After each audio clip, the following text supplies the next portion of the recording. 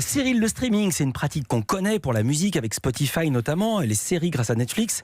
Mais le streaming, ça existe également pour la presse écrite. En effet, Philippe, en France, nous avons plusieurs plateformes qui proposent des abonnements illimités qui permettent de lire un vaste choix de journaux et de magazines. Il y a par exemple iPress, SFR Press, Pressmium que vous avez reçu ici récemment. Ouais. Et il y a, ou plutôt il y avait, le kiosque, je dis il y avait. Ah, je l'avais moi. Ouais, car la marque a décidé de changer de nom, vous allez voir. Finito le kiosque, place désormais à caféine. Oui, comme cette molécule que vous retrouvez dans le café que vous buvez actuellement. Et on peut nous voir sur europe1.fr. Tout est dit. Quel VRP. Alors si comme moi, vous trouvez que c'est un drôle de nom pour un kiosque à journaux, écoutons ce qu'en dit Harry Assued, le patron de Caféine. Il est au micro de Louise Bernard.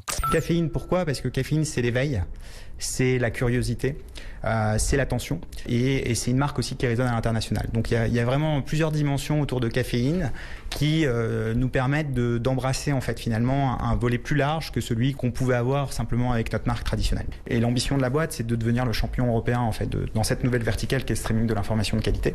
Et on se donne 2 ans pour y arriver. 2 ans pour arriver à devenir un Deezer européen de l'information en ligne. Selon le même principe, vous payez 9,99 € par mois et vous avez accès à un large catalogue de quotidiens ou d'hebdomadaires. Une bonne manière de réussir à convaincre les gens de s'abonner, estime Harry Assued. On l'écoute à nouveau.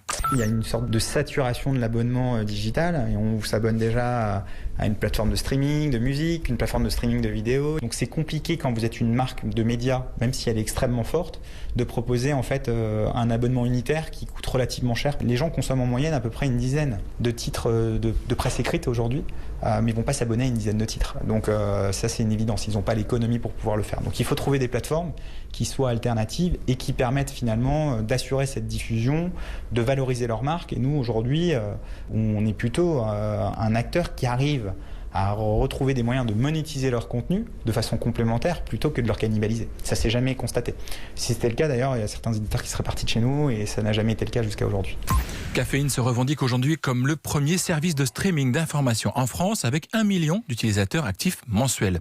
Malgré cela, le modèle économique de ces kiosques en ligne reste encore très flou, aussi bien pour les plateformes que pour les éditeurs. D'ailleurs, tous les journaux n'y figurent pas. Par exemple, le groupe Le Monde refuse d'y intégrer ses journaux et ses magazines.